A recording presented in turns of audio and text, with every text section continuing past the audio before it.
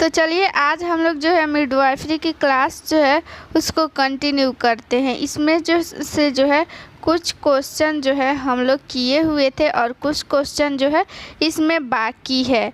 तो चलिए उन्हीं को जो है हम लोग कंटिन्यू करते हैं, जहाँ से बाकी था वहीं से पढ़ते हैं। तो देखिए ये रहा 13 नंबर क्वेश्चन हम लोग कर लिए थे। 14 नंबर क्वेश्चन करना है। देखिए 14 नंबर क्वेश्चन क्या कहता है कि रक्त में HCG का मान अधिकतम किसके बीच पहुंचता है।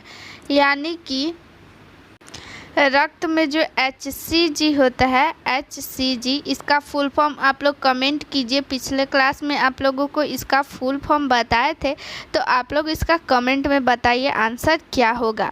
तो इसमें पूछ रहा है रक्त में HCG का मान अधिकतम किसके बीच पहुंचता है। देखिए HCG जो है वो एक हार्मोन है जो कि सबके ब्लड में पाया जाता है, लेकिन जब कोई लेडी प्रेग्नेंट होती है तो उसके ब्लड में जो है ये HCG का मान जो है वो बढ़ जाता है। HCG का मान बढ़ने के कारण ही ये पता चल पाता है कि वो लेडी प्रेग्नेंट है या नहीं, क्योंकि उसमें जो है HCG का मान बढ़ जाता है। कैसे बढ़ जाता है, उसमें यूरिन के उसका जो यूरिन होता है उसमें भी HCG जो है वो प्रेजेंट पाया जाता है। जो एक ऐसी नॉर्मल जो फीमेल होती है उसके यूरिन में जो है HCG जो है वो जो है नहीं पाया जाता है, अब्सेंट होता है।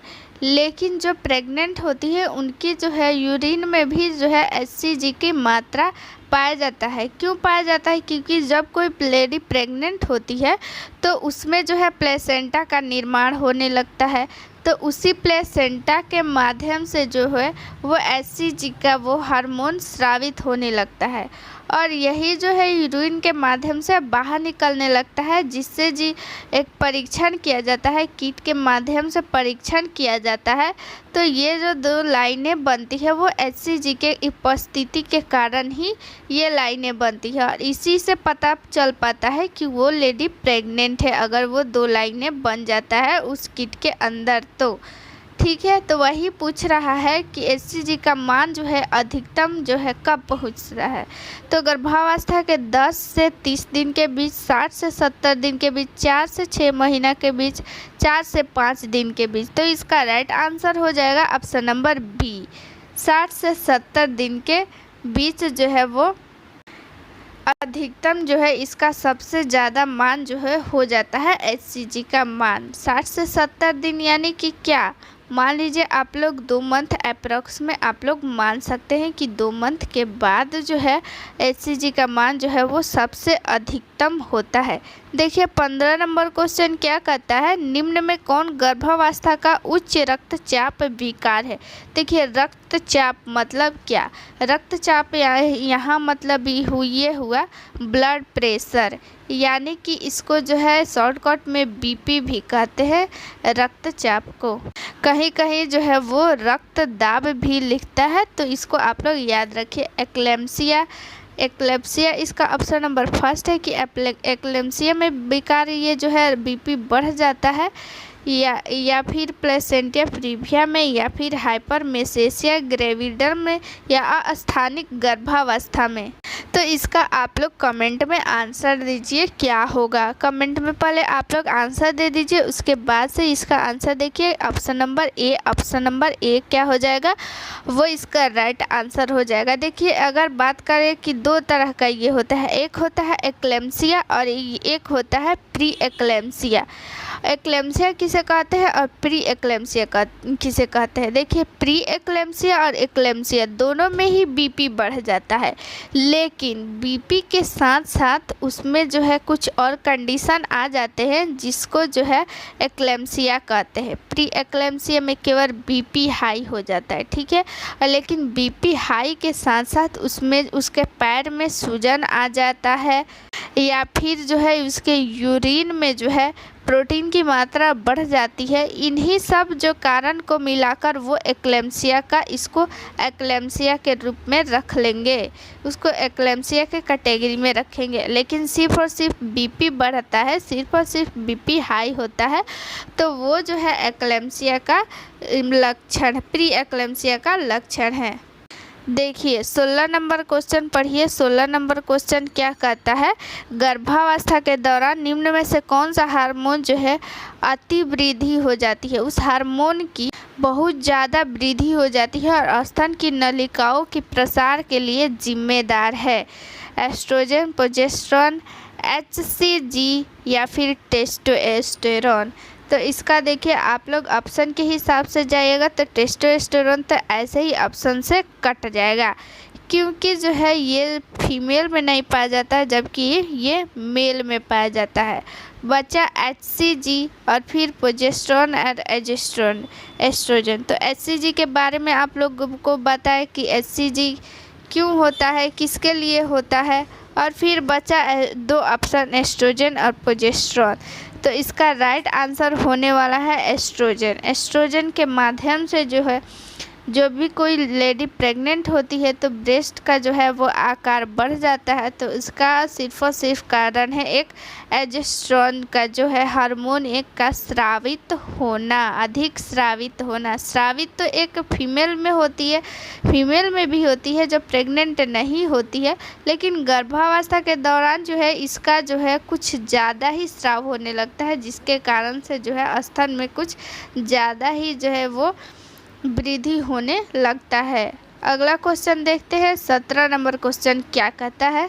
देखिए क्वेश्चन को आराम से पढ़िए, धीरे धीरे पढ़िए, कोई जल्दबाजी नहीं है क्योंकि जो है समय बहुत है, आप लोग धीरे धीरे पढ़िए, ठीक है। अच्छा से पढ़िए लेकिन डिटेल में पढ़िए। गर्भकालीन आयु की गणना की जाती है। देखिए गर्भकालीन आयु की गणना कब से की जाती है, कहने का मतलब ये है कि कोई लेडी प्रेग्नेंट है तो उसकी जो है गर्भावस्था की काल जो है वो कब से आप लोग काउंट कीजिएगा। तो ऑप्शन नंबर फर्स्ट है पहले मासिक धर्म का पहला दिन, पहली माहवारी का आखिरी दिन, आखिरी माहवारी का पहला दिन, आखिरी माहवारी का 14वां दिन। देखिए ये क्वेश्चन जो है बहुत ही इम्पोर्टेंट है, इसको आप लोग याद रखिएगा क्योंकि इसका ऑप्शन नंबर जो है सी जो है राइट आंसर हो जाएगा। आखिरी माहवारी का जो है वो पहला दिन से जो है गर्भकालीन की गणना की जाती है। देखिए कैसे काउंट करेंगे, जैसे मान लीजिए कि उसका आखिरी जो है माहवारी कब आया हुआ था, मान लीजिए कि 11 जुलाई को, 11 जुलाई को उसको आया हुआ था, 11 जुलाई से जो है वो MC स्टार्ट हुआ था, तो वो जो है गर्भकालीन की गणना जो है 11 जुलाई से ही किया जाएगा, 11 जुलाई से ही किया जाएगा, ठीक है। क्योंकि इसका आखिरी माहवारी यही हुआ 11 जुलाई और फिर 11 जुलाई के बाद उसको जो है कोई भी पीरियड नहीं आया, तो वो 11 जुलाई को पीरियड आया था, तो वो 11 जुलाई से ही उसका गर्भकालीन का जो है वो काल हम लोग काउंट करेंगे। देखिए अगला क्वेश्चन है 18 नंबर क्वेश्चन क्या कहता है, गर्भावस्था के दौरान गर्भाशय ग्रीवा का जो है, ग्रीवा यानी कि सर्विक्स का जो है नरम होना कहलाता है, यानी गर्भावस्था के दौरान गर्भाशय ग्रीवा का यूट्रस सर्विक्स का नरम होना क्या कहलाता है।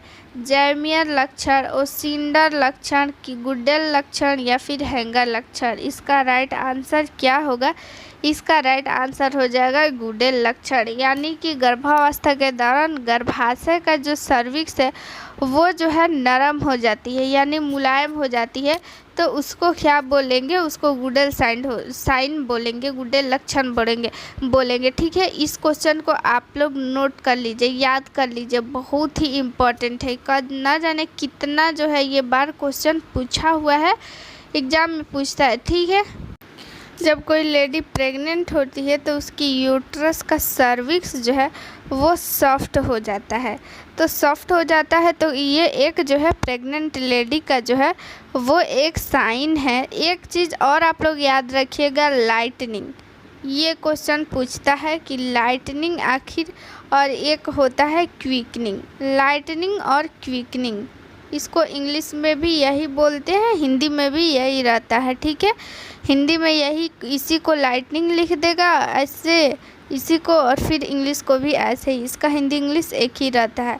लाइटनिंग और क्विकनिंग की बात करें तो ये जो है तीसरा जो है यानी थर्ड ट्राइमेस्टर में ये शुरू होता है। थर्ड ट्राइमेस्टर कब से स्टार्ट होता है, 29 से 14 सप्ताह तक थर्ड ट्राइमेस्टर रहता है।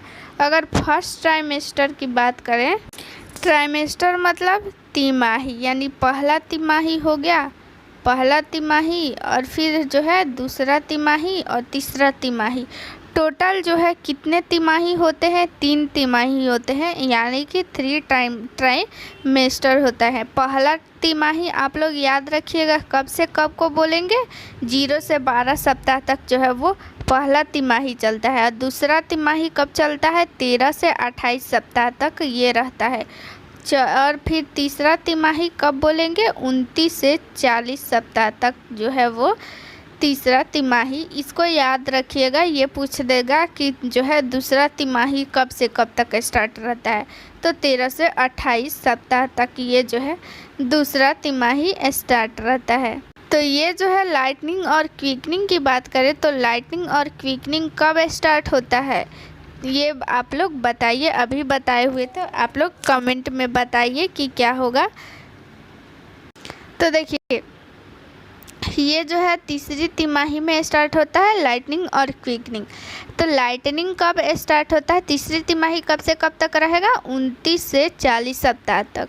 तो 29 से 40 सप्ताह तक ये रहता है। और लाइटनिंग स्टार्ट होता है 38वीं सप्ताह पर। 38वीं सप्ताह पर होता ये है कि जो पेल्विक कैविटी होता है, आप लोग को दिखा देते हैं। तो ये देखिए फीमेल जो है ये पेल्विक का यहाँ पे फिगर दिया हुआ है। यहाँ पे देखिए आप लोग, ये देखिए ये क्या है? पेल्विक। इसी को जो है कैविटी मतलब किसको बोलते हैं? कैविटी मतलब एक गुहा होता है, यानी कि क्या? खाली जगह, खाली जगह को ही कैविटी बोलेंगे। तो ये हो गया female cavity, pelvic cavity, pelvic cavity, ठीक है, यही है पेल्विक कैविटी।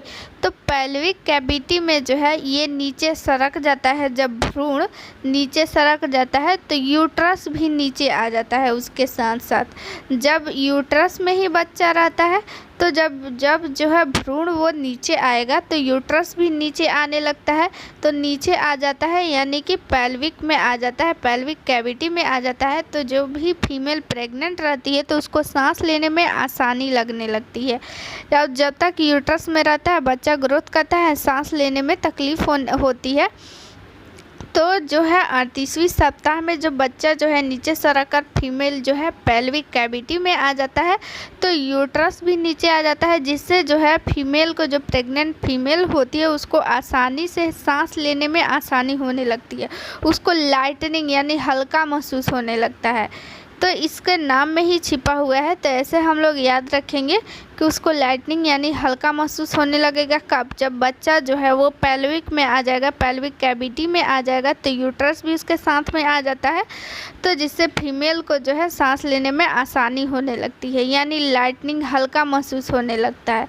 तो उसी को जो है लाइटनिंग बोलेंगे। क्विकनिंग किसे बोलेंगे? देखिए क्विकनिंग बोलेंगे, देखिए क्विकनिंग भी तीसरे मतलब तिमाही में स्टार्ट हो जाता है, जो कि 29 से 40 सप्ताह तक। तो उसी बीच जो है भ्रूण की जो गतिविधि होती है वो तेज़ हो जाती है। जैसे कोई बोलता है कि मतलब कि पैर मारता है, तो वही हो गया क्विकनिंग, यानी कि गतिविधि जो वो करने लगता है भ्रूण जो है उसी को क्विकनिंग बोलते हैं, ठीक है, उसकी मूवमेंट स्टार्ट होने लगती है, इसी को क्विकनिंग बोलेंगे। चलिए ये 19 नंबर क्वेश्चन हो गया। अब आते हैं 20 नंबर क्वेश्चन पे। क्या कहता है? निम्नलिखित में से कौन सा गर्भाशय परीक्षण नहीं है, यानी कि इनमें से कौन सा जो है वो टेस्ट है जो गर्भाशय के लिए नहीं किया जाता है, गर्भावस्था के लिए नहीं किया जाता है, ठीक है।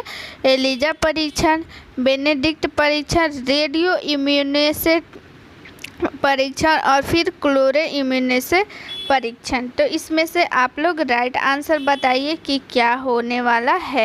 तो इसका राइट आंसर क्या हो जाएगा? इसका राइट आंसर हो जाएगा बेनेडिक्ट परीक्षण, यानी बेनेडिक्ट टेस्ट। तो बात करते हैं आखिर बेनेडिक्ट टेस्ट क्यों किया जाता है। जब गर्भावस्था परीक्षण के लिए नहीं किया जाता है तो ये क्यों किया जाता है? ये जो है यूरिन में जो है वो ग्लूकोज की मात्रा का पता लगाता है, यानी शर्करा का पता लगाता है कि आखिर जो है यूरिन में कितना % जो है वो शर्करा है। ठीक है, और फिर जो है एलिजा परीक्षण है, और फिर रेडियो इम्यूनेसे टेस्ट है, और फ्लोरो इम्यूनेसे टेस्ट है। ये सारे जो है वो जो है सिर्फ और सिर्फ गर्भावस्था के लिए किया जाता है। गर्भावस्था का पता लगाने के लिए जो है कौन कौन सा टेस्ट होता है आप लोगों को बता देते हैं। एक होता है AIT। ठीक है, AIT इसका फुल फॉर्म भी पूछता है तो आप लोग याद रखिएगा। फुल फॉर्म होता है एगुलेशन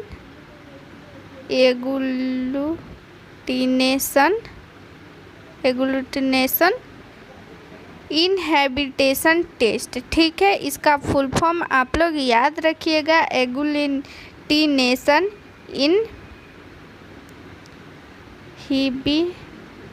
इनहिबिशन टेस्ट। ठीक है, आप लोग याद रखिएगा। AIT जो AIT टेस्ट किस लिए किया जाता है? गर्भावस्था का पता लगाने के लिए कि वो कोई लेडी प्रेग्नेंट है कि नहीं। एक होता है एलिजा टेस्ट। एलिजा टेस्ट का फुल फॉर्म क्या हो जाता है? एंजाइम लिंक्ड इम्यूनोसॉर्बेंट एसे। आप लोग याद रखिएगा, ये फुल फॉर्म जो है कितना बार एग्जाम में पूछा हुआ है, आप लोगों को लिए लिख देते हैं एंजाइम। इसको आप लोग नोट कर लीजिए, enzyme linked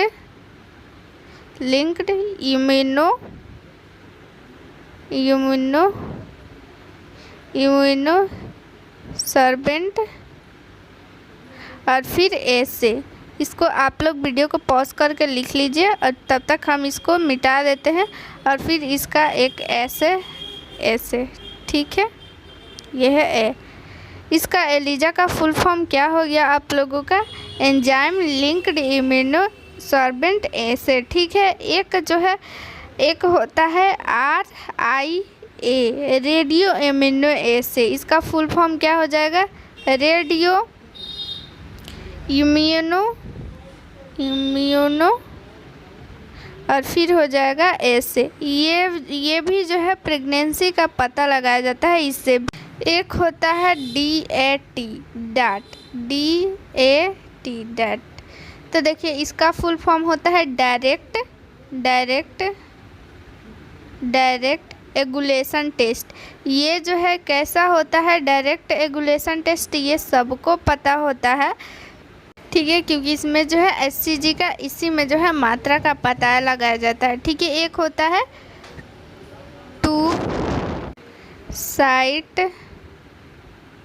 to site sandwich immuno एसे। ये एक प्रकार का कार्ड टेस्ट होता है। कार्ड टेस्ट है ये जो है एक प्रकार का कार्ड टेस्ट है, आप लोग देखे होंगे। ये एक प्रकार का ऐसा संरचना वाला होता है, ऐसा यहाँ पे गोल टाइप का यहाँ S लिखा रहता है, 2 लाइनें बनी रहती है। ठीक है, यही एक कार्ड टेस्ट है। इसमें कई प्रकार का जो है वो किट जो है मार्केट में मिलते रहता है अलग अलग प्रकार का। तो ये एक प्रकार का इसको कार्ड टेस्ट बोलेंगे, 2 साइड सैंडविच इम्यूनो एसे। ठीक है, अगला क्वेश्चन देख लेते हैं। 21 नंबर क्वेश्चन क्या कहता है कि निम्नलिखित में से कौन गर्भावस्था के दूसरे तिमाही का लक्षण नहीं है? क्विकनिक, फंडस ऊंचाई और सुनिश्चित उपस्थिति, मेंटोगोमरी, टडबर्कल, भ्रूण के दिल की आवाज़ का पता लगाना। देखिए बात करते हैं ऑप्शन नंबर फर्स्ट की क्विकनिंग। तो क्विकनिंग जो है वो क्विकनिंग आप लोगों को बताए थे, आप लोग कमेंट में बताइए कि क्विकनिंग आखिर किसे बोलेंगे। तो यह क्विकनिंग जो है वो दूसरे तिमाही में ही स्टार्ट होता है। दूसरे तिमाही में कब से स्टार्ट होगा? यानी 18 सप्ताह पे ये जो है प्रकट होता है, यानी कि 18 सप्ताह पे ये स्टार्ट होने लगता है क्विकनिंग। फंडस ऊंचाई और सुनिश्चित उपस्थिति, यानी फंडस का ऊंचाई जो है वो सुनिश्चित हो जाती है तो नहीं, बिल्कुल नहीं, क्योंकि फंडस ऊंचाई जो है दूसरे सप्ताह के बाद भी जो है वो बढ़ते रहता है। और ये सब दिल की आवाज़ का पता लगाना, ये सब भी दूसरे सप्ताह में स्टार्ट हो जाता है ये सारा चीज़। लेकिन फंडस की ऊंचाई जो है वो सुनिश्चित नहीं हो पाता है, वो जो है अभी जो है दूसरे से तीसरे तिमाही में भी वो बढ़ते जाता है आगे तक। तो इसलिए वो ऑप्शन नंबर बी जो है वो गलत हो जाएगा। ऑप्शन नंबर, अब देखिए क्वेश्चन नंबर 22 देखते हैं। क्वेश्चन नंबर 22 क्या करते हैं, बढ़ते भ्रूण का वह भाग जो गर्भाशय के निचले ध्रुव पर स्थित होता है। लाई, भ्रूण की प्रस्तुति, भ्रूण का एंटीट्यूड, भ्रूण की स्थिति। तो इसका राइट आंसर क्या हो जाएगा, ऑप्शन नंबर बी, भ्रूण की प्रस्तुति जो है वो गर्भाशय के निचले ध्रुव पर स्थित होता है। ठीक है, तो इसी को जो है भ्रूण की प्रस्तुति बोलेंगे। अगला क्वेश्चन अब जो है हम लोग कल देख लेंगे। ठीक है, अभी बहुत ज़्यादा हो गया है। ठीक है, ज़्यादा स्पीड में नहीं पढ़ना है, बल्कि क्वेश्चन को ऐसे डिटेल में पढ़ना है कि उससे रिलेटेड अगर कोई भी क्वेश्चन आए तो वो छूट नहीं पाए। ठीक है, तो चलिए मिलते हैं नेक्स्ट वीडियो में। थैंक यू, जय हिंद।